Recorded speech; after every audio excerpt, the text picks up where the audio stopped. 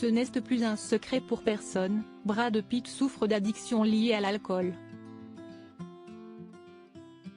Une dépendance analysée par un journaliste dans les pages de Monaco Matin, dans leur dernier numéro paru en kiosque ce mardi. Le 2 novembre dernier sortait aux éditions Hachette, dans sa nouvelle version Meet the People, un ouvrage intitulé Angelina Jolie et Brad Pitt, les secrets du divorce du siècle, signé Laurent Piot et Hervé Tropea. Ce dernier, journaliste habitué à côtoyer les plus grandes stars, a donc rencontré le couple. Tous les deux, à tour de rôle, m'ont parlé non-stop de leur vie à Miraval, de leur amour pour la France. Lui y passe 6 mois de l'année. Il est réellement magnifique, très abordable, d'une grande intelligence. Explique-t-il dans les pages du dernier numéro de Monaco Matin. Très sympathique donc, mais aussi alcoolique, au point de ne vouloir embarquer dans son jet privé qu'avec des caisses de vin, ajoutent nos confrères, en reprenant sans doute les révélations du journaliste. Ils ajoutent que cet ouvrage se lit comme Brad boirait cul sec des ballons de rosée de son vignoble varois.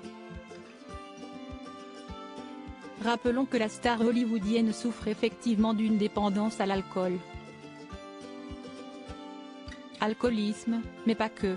Le papa de 6 enfants avec Angelina Jolie s'était notamment confié sur cette addiction pour GQ France, en parlant de son inscription aux Alcooliques Anonymes pendant plus d'1 an après leur divorce. J'ai intégré un groupe très cool de gens sélectionnés sur dossier. Il fallait que je me sente en sécurité car j'avais entendu des trucs atroces sur certains groupes.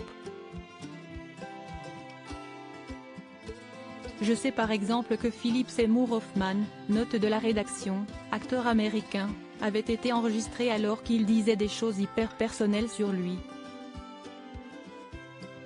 Celui qui est aujourd'hui fou amoureux digne de Ramon s'est réfugié encore un peu plus dans l'alcool, même s'il en consommait déjà. Je ne gérais plus. Je buvais trop, avait-il déclaré en 2018 dans une interview donnée à la version américaine du magazine GQ. Une addiction parmi tant d'autres, puisqu'il a également dû se battre contre la cigarette. Je n'ai pas la force de ne fumer qu'1 ou 2 cigarettes par jour. Ça n'est pas qui je suis. Je dois complètement arrêter. J'ai perdu mes privilèges, expliquait-il à GQ France. L'acteur mène donc un combat depuis plusieurs années contre ses démons.